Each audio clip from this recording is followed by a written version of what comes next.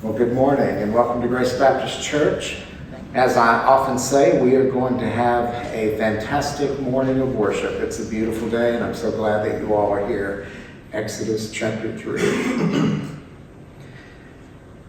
Now Moses was tending the flock of Jethro, his father-in-law, the priest of Midian, and he led the flock to the far side of the wilderness and came to Horeb, the mountain of God. There the angel of the Lord appeared to him in flames of fire from within a bush. Moses saw that though the bush was on fire, it did not burn up. So Moses thought, I will go over and see this strange sight, why the bush does not burn up. When the Lord saw that he had gone over to look, God called to him from within the bush, Moses, Moses. And Moses said, Here I am. Do not come any closer, God said.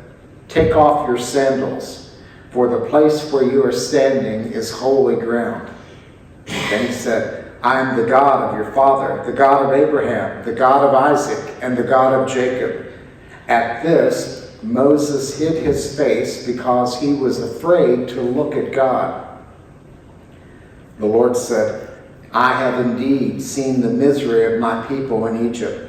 I have heard them crying out because of their slave drivers, and I am concerned about their suffering. So I have come down to rescue them from the hand of the Egyptians and to bring them up out of that land into a good and spacious land, a land flowing with milk and honey, the home of the Canaanites, the Hittites, the Amorites, the Perizzites, the Hivites, and the Jebusites. And now the cry of the Israelites has reached me, and I have seen the way the Egyptians are oppressing them. So now, go, I am sending you to Pharaoh to bring my people, the Israelites, out of Egypt. But Moses said to God, Who am I that I should go to Pharaoh and bring the Israelites out of Egypt? And God said, I will be with you, and this will be the sign to you that it is I who have sent you. When you have brought the people out of Egypt, you will worship God on this mountain. Moses said to God, Suppose I go to the Israelites and say to them, The God of your fathers has sent me to you. And they ask me, Well, what is his name? Then what shall I tell them? God said to Moses, I am who I am. This is what you're to say to the Israelites. I am has sent me to you. God also said to Moses, Say to the Israelites, The Lord, the God of your fathers, the God of Abraham, the God of Isaac, and the God of Jacob, has sent me to you. And this is my name forever, the name you shall call me from generation to generation. Isn't that a beautiful passage? It's a beautiful story. You may recall last week that I mentioned for a few weeks we are going to be looking at some of the characters. We're going to look at 3 characters in the Old Testament and one in the New Testament who said yes to the call of God. Not always so willingly at the beginning. Last week we looked at Abram when God called him out of Haran and said, ultimately called him out of Ur, but ultimately called him out of Haran and told him to go to the promised land. And Abram, I'm sure, had to wrestle with that a little bit. That was a big decision, but he said yes, and literally that changed the history of the world. This man today, Moses, when he accepted the call of God, and it was not easy for him to do that, maybe even harder than it would have been for Abram, but it also would lead to events that literally would change the course of history for the world. This story, really, Exodus chapter 3, is the beginning, sort of the commissioning of Moses, if you will, for what would be just an incredible journey. Moses, you may recall the story, you can read it in the first couple of chapters there, there was a fear that he would be put to death as an infant because some of the Egyptian babies were being put to death. And so his mother put him in a basket, put him in the Nile, and he was taken out of the Nile by the Pharaoh's daughter and grew up in the Pharaoh's household. So really, he went from, as you will see here in a few moments, from being a prince, literally, to being a shepherd. And by the way, you go back and read that in chapter 2. That was the first recorded financial transaction in the Bible. Did you know that? This story about Moses being in the Nile? Because when the Pharaoh's daughter, she went to the bank of the Nile and withdrew a little profit.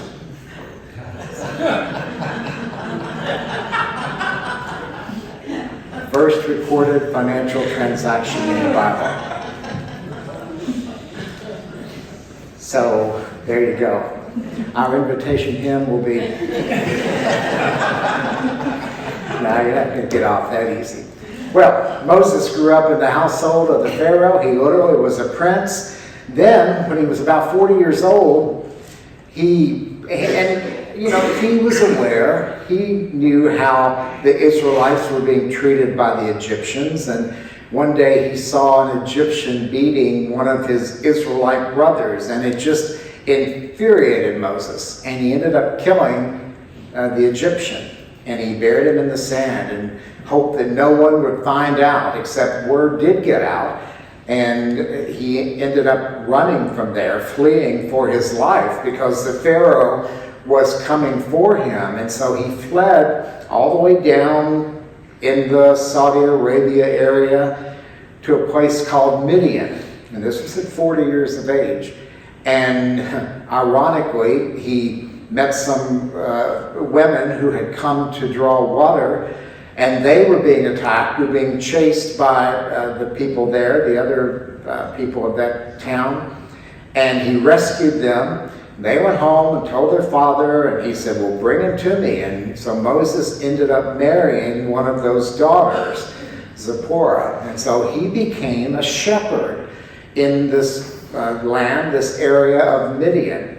And life was good. I think he had accepted that that was going to be his lot in life. And so he did his shepherding thing and was doing well. And it was just a day like any other day, some 40 years later, when all of a sudden he saw this bush on fire. And now you can imagine, he spent a lot of time out in the wilderness, out in the desert. And when he saw this bush on fire, I bet he had seen fires before caused by occasional lightning or whatever, but this was different because the bush was not burning up. And he said, I got to go over and see what's going on. And then that began this whole encounter with God that we just read about here a few moments ago. Moses, as you may have picked up on just from reading these 15 verses, he wrestled with all of this. God called him. God specifically called him to be the one who would lead the Israelites out of slavery, because God had heard the cries of the Israelites in their bondage. And he chose Moses. He selected Moses. He called Moses to be the one who would lead the Israelites out. Now Moses, he's like, well, why me? And he's like, I can't do this. Later on, he would talk about that he wasn't a good speaker, that there was some speech defect. Perhaps he stuttered. He said he was slow of speech. And God's like, okay, all right, I'll send Aaron with you. Aaron will do the talking. And that all worked out real well. But Moses struggled with this whole thing. And so that's where we are. God appeared to him. It says there in verse 2 that the angel of the Lord appeared to him in flames of fire from within a bush. So that's the first lesson that we want to get from this story for us today, is that almost always, and maybe always, I'd have to look at every single one, which I haven't, but the vast majority, at least, of people in the Bible who were called by God encountered him or realized that call on just a normal day.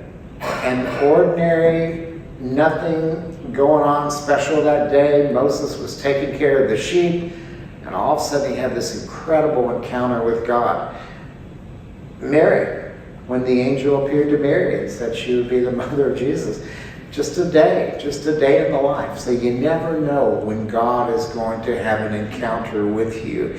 And usually it's just when you're going about your ordinary day, your ordinary circumstances. And God has a way of miraculously interrupting your routine. And you may say, oh, I had an aha moment, or I had an epiphany, or I just knew something was different. And maybe that's happened to you. That's God coming to you in the normal, in the regular times. Now, it says in verse 2 that the angel of the Lord appeared to him. And so I don't want to go into great detail about this angel of the Lord. It's a picture in the Old Testament, usually of God himself, I believe. There are scholars, and I tend to agree with this, but it's not critical to our story here, that suggests that often, at least, the angel of the Lord, the way it's written there in the original language, is an early appearance of Jesus Christ. I kind of like that school of thought, but at the least, it's usually almost always probably an appearance of God himself. So the angel of the Lord, and we learn that just a little bit later in this text. The angel of the Lord appeared to him in flames of fire from within a bush. Moses saw it, I already mentioned that. It didn't burn up. He said, I got to go over there and see why this bush does not burn up. And then God watched all of this, right? And when God saw that he came over to the bush, he stopped him. He said, Moses, Moses. And Moses said, and he's off to a good start here, right? He said, here I am. And that's good.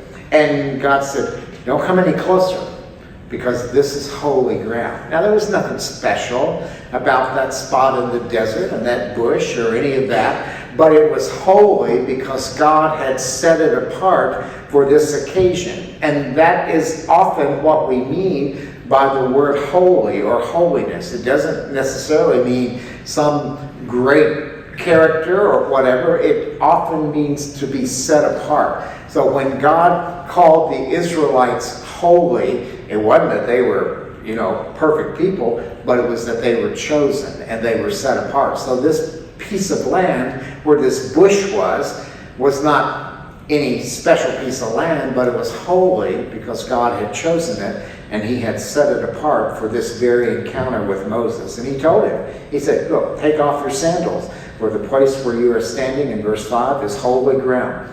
And then he said, by way of beginning to explain what's going on here, he said, I am the God of your father, and the God of Abraham and Isaac and Jacob. And Moses hid his face. You see, Moses understood that no one could look at God and live. That was common knowledge, that to look at God meant they were going to die instantly. And so Moses turned. He was afraid, right? And he hid his face. Now, here's the ironic thing, and I jotted down a few verses just to kind of tell you more about that, because it was a big deal, this notion of not being able to look at God in the face. Back in Genesis, and we touched a little bit on this, I mentioned last week at Shechem, where Jacob, one of these patriarchs that's mentioned here, even in our passage this morning, that when he was finally, he had wrestled with God overnight, and it was a big deal, and God had wounded him, but Jacob wouldn't let go until he received the blessing. And so Jacob, if you remember me mentioning last week, decided it was time to get rid of all the idols and all the things that were standing between him and God. In Genesis chapter 32, when Jacob was wrestling with God, he said, tell me your name. And the man, which was a picture of God, said, why do you ask my name? This is Jacob, right, back in Genesis. Then he blessed him there, which is what Jacob wanted. So Jacob called the place Peniel, which means the face of God. It is because I saw God face to face, and yet my life was spared. So Jacob understood the significance of that encounter that he had had with God. Later on in Exodus, towards the end, when God's talking to Moses again, he says, when he's making a covenant with Moses, he says in chapter 33, you cannot see my face, for no one may see me and live. And so this was a big deal when Moses realized that the fire in this bush was an image that contained or represented God himself. In John, right? The Gospel of John, the very first chapter. No one has ever seen God except the one and only Son, who himself is God and in closest relationship with the Father. Also, I'll just mention Exodus 33 later on when God's making this covenant with Moses. It does say that the Lord would speak to Moses face to face, as one speaks to a friend. And so Moses ended up with this incredible, special relationship with God, where God did have encounters with him. But I'm not going to get into all of it this morning, but sometimes Moses would come down from the mountain after these long encounters with God, and the people couldn't even look at him because his face was just glowing like it had been burned because of the glory, you may hear the word Shekinah, glory of God. And so Moses would have to wear a veil, which is a whole story in itself and a picture of the Old Testament, the Old Covenant, and the New Covenant, and all of that. But we won't get into all of that this morning. But to have an encounter directly with God, Moses understood right off that meant he was a dead man. And all he had done was get up that morning to go out and take care of the sheep.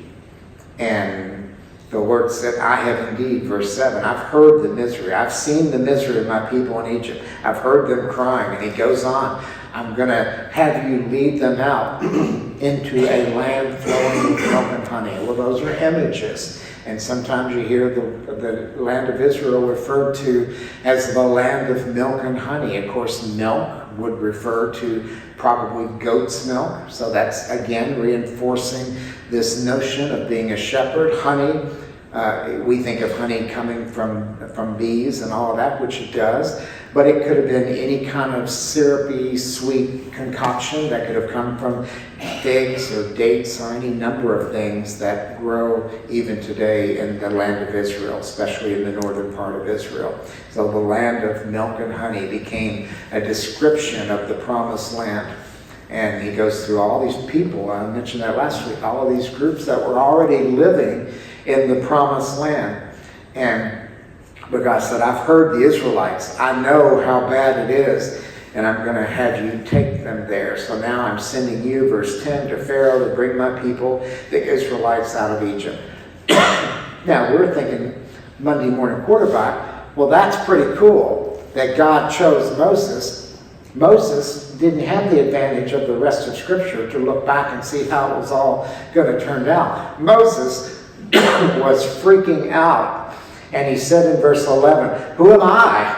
What? You got the wrong man here. Who am I that I should go to Pharaoh? We're talking to Pharaoh. You think encountering God meant death. Encountering the Pharaoh also could mean death if the Pharaoh wasn't pleased with whatever message or whatever reason you were petitioning to see him.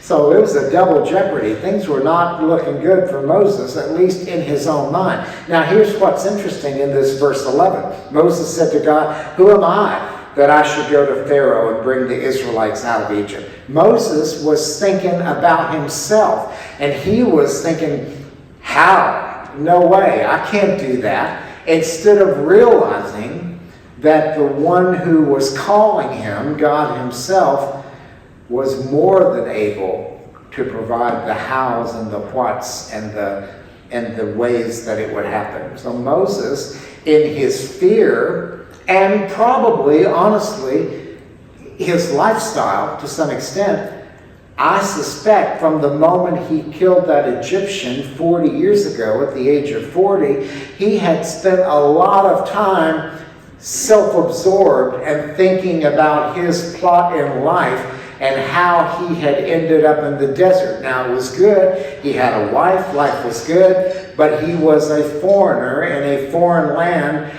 And you have to imagine he spent a lot of time, probably at least early on, having a Moses pity party about why all this had happened to him and how, because he had meant well and all this stuff, and how could it have happened to him. So, number one, God will often call you wherever you are on an ordinary day, a day that you would never imagine would end up being so special.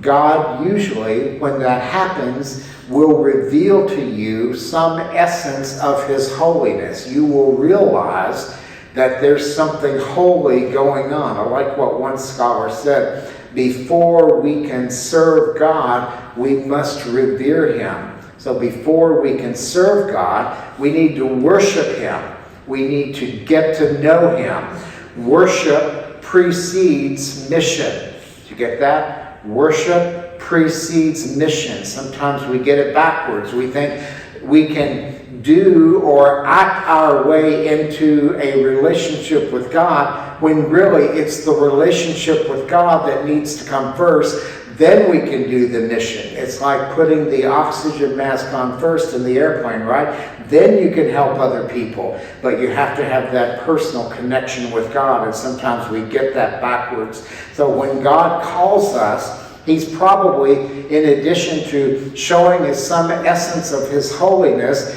he's going to make us understand, hopefully, that we are in a holy encounter and we need to worship him. And then, when, like Moses did, when we're like, well, I don't know how to do that. I'm not qualified to do that. I don't know nothing about doing none of that. We get all caught up in ourselves, and we don't remember that if God has called you to do something, he's going to provide the way for that to happen. I wish I knew who said this. It may have been Joel Osteen, but I don't remember. And I don't know who, but it's probably a saying that's been around for years and years.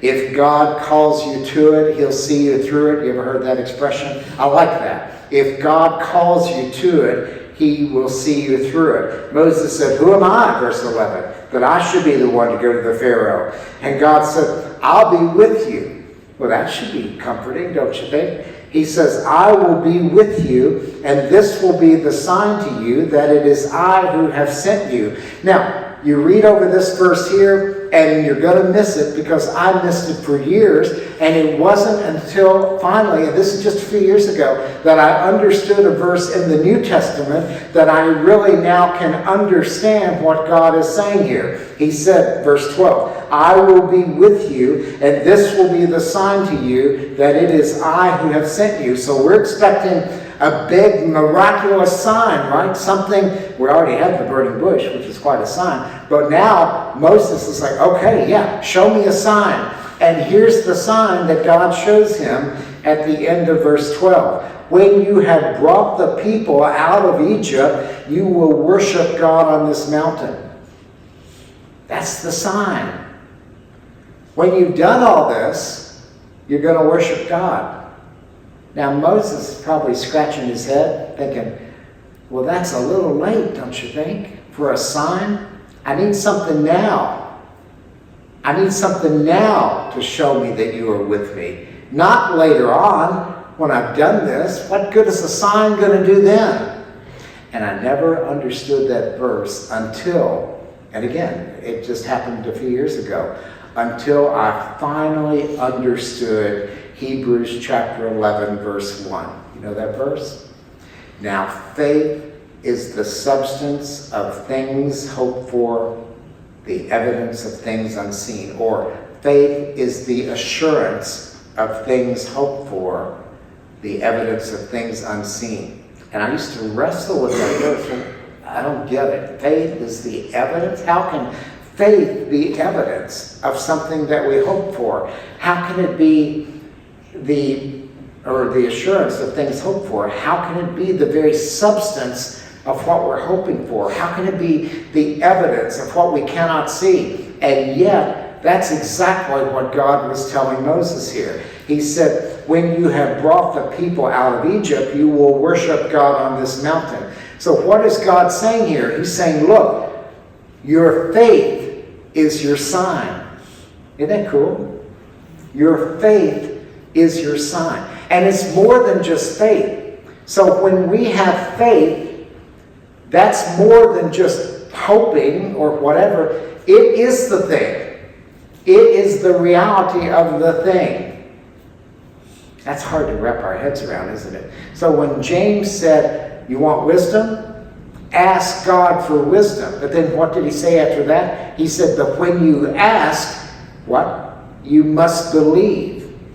And that belief, faith, same word, that becomes the very substance of what you're hoping for. So when Moses then was to go from that place and have faith or believe that one day, when this was all over, he would lead the people in worship on this very mountain, that became the reality. That became the substance. That became the sign of what God was showing him. We think faith is reaching toward, is longing for, is crying out for, is begging for. No. Faith is the thing. Faith is the sign. Faith is the substance. Faith is the evidence. I love that. And I never understood that until I understood Hebrews 11:1. But it wasn't quite enough for Moses yet, was it? And Moses said, well, suppose I go to the Israelites, and they're going to want to know by what authority am I coming? That's not what he says, but that's what he's saying. Suppose I go to the Israelites, verse 13, and say to them, the God of your fathers has sent me to you. And they're going to say, the God of your fathers, well, what's his name? And Moses says, what am I going to tell them then? Moses was pretty bold, wasn't he? And they weren't just asking about the name of God, but they wanted more information about God, right? They wanted to know more about this one who would be sending Moses. And so, sure, they're going to ask questions, right? And Moses said, what do I tell them? And God said in verse 14, I am who I am. Now, that's another one of those verses that's difficult to understand. But what it's saying is, I am who I am. But what it's really saying is, I am God. I am unchangeable. I am before the creation of the world. I am after the end of Revelation coming up. I am. I'm not was or will be. I am. You can bank on that. He was assuring Moses that he wasn't going anywhere, that he would be with Moses. And so I am became kind of the name of God, or we think of that as the name of God, right? And Jesus used it, right? When he said, before Abraham was, what did Jesus say? I am. There's no time with God. And I could go on about that, and I have, and you've read articles about that I've written about that. This notion of time, and we're so stuck in a linear time thing, but God's not stuck in that. That's something that makes it possible for us to deal with and to understand how things come together. For God, it is all of it. Our past, our future, our present, all of it is. So when you read in Psalms that a day is like 1,000 years, 1,000 years like a day, literally that's how God is, because it just all is. There's no was or will be. I am who I am. But he was reassuring Moses that he would be there and that he would go for him, that he would go with him. He said, that's what you're to tell the Israelites. I am has sent me to you. And by the way, God also said, say to the Israelites, the Lord, the God of your fathers, Abraham, Isaac, and Jacob, has sent me to you. And then God says, this is my name forever, the name you shall call me from generation to generation. Now, you don't catch this, but you know the term Yahweh. And in a lot of places, they won't even allow you to say that word out loud, like I just did. But in the original language, the Hebrew, the word for I am, it's a different word, but it kind of has a similar sound. So there's a similar sound between the two, between I am and Yahweh. And so Yahweh became the official name of God. And so sacred that even when I was in seminary and students would read passages like this out loud, they would skip over that name. They wouldn't say it out loud. And you're not allowed to say it, especially in Jewish circles. So God, number one, God will call us in ordinary circumstances, an ordinary day, God will show us that something holy is happening, that there's something about this encounter, there's something about his call that is going to set you apart. God will show you that he will be with you, that he will take care of the house if you trust him and if you have faith, and that your very faith will be the substance of how God will work that out. And then God, number 4, assures you with his name. That when God calls you, you can be sure that I am is going with you. And he ain't going anywhere. I am who I am. So it's not just a title. It's the nature of God. So God not only calls you or calls us, but he grounds into us this notion of confidence because of his very name. And so the name of God, in this case, I am, is literally, I think, an invitation to trust him. Don't you think? Get that? Okay, number 1, God calls us where we are. Number 2, God will reveal some essence of holiness or of being set apart for this purpose. God will, through his commissioning or calling of you, assure you that he will work out the hows, and you don't have to stress about that. Now you're going to have to work, but God will make it possible if he calls it to you. And then number 4, you can go in the assurance, in the trust, knowing that I am himself. Later on, Jesus himself identified as I am, that Jesus will go with you and be with you. Isn't that cool? And all of that comes out of this encounter that Moses had. So, what did we learn last week so far in this notion about being called? Number 1, God seems to like old people. Right? Abram was 75 years old when he set out on his journey.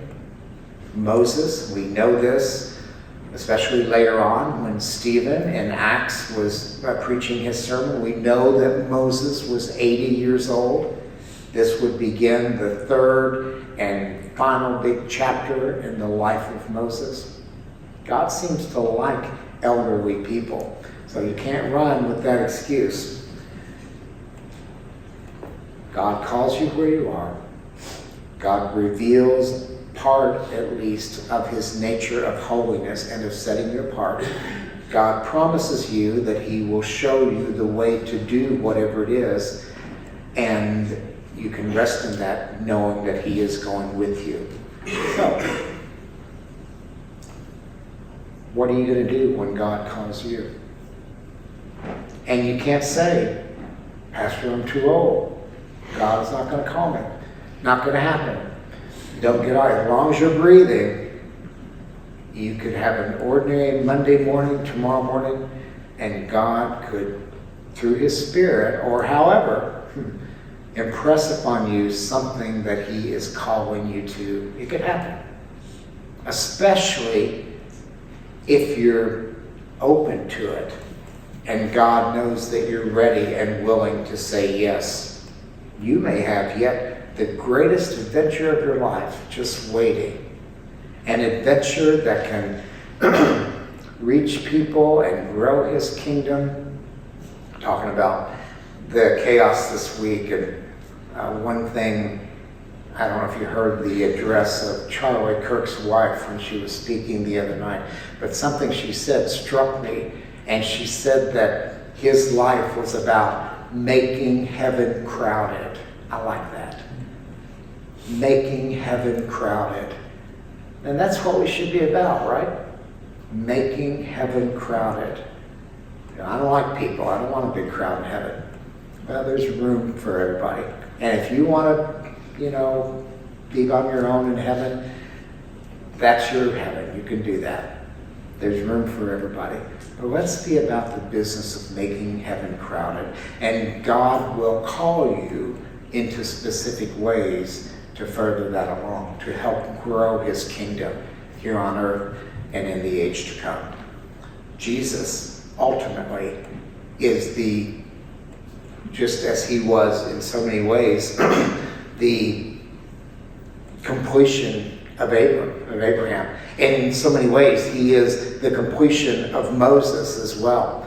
And as Moses was called from being a shepherd, from a prince to a shepherd, and back to the leader of his people, called to shepherd the people, Jesus would say, I am the good shepherd. I'm doing that too. And I think maybe God wants you to be a shepherd too, and to help lead people back to God, people who may have forgotten or have never known that they are a child of God. Think about that. And when you sense, and you'll know when it's something more than just your thoughts running, when there's something behind it, you'll sense it. Say yes, or at least enter into a conversation through prayer with God and say, okay, what's this about? And see where it takes you. And who knows? It may take you and 100 other people along with you all the way into heaven. Let's pray. God, we love you, and so far with both of these characters, we've seen that they were nothing special. They were just ordinary people like us, going about their ordinary lives, and all of a sudden you selected them, you chose them for something special, something magnificent that would literally change the course of the history of the world. Now, maybe you're wanting to do that with some of us here today. Maybe not. But maybe you're wanting to change the course of this history in North Lexington. And maybe you are calling some people here in this very room, or who will watch this video later in the week, to do just that. My prayer is that when people sense you calling, that they will say yes, or at least begin that conversation with you, so that you can assure them, so that you can give them their sign of faith and assurance and evidence of even what they cannot see in the moment. Help us to be those people who say yes, who are willing to go when called. And I pray this in Christ's name.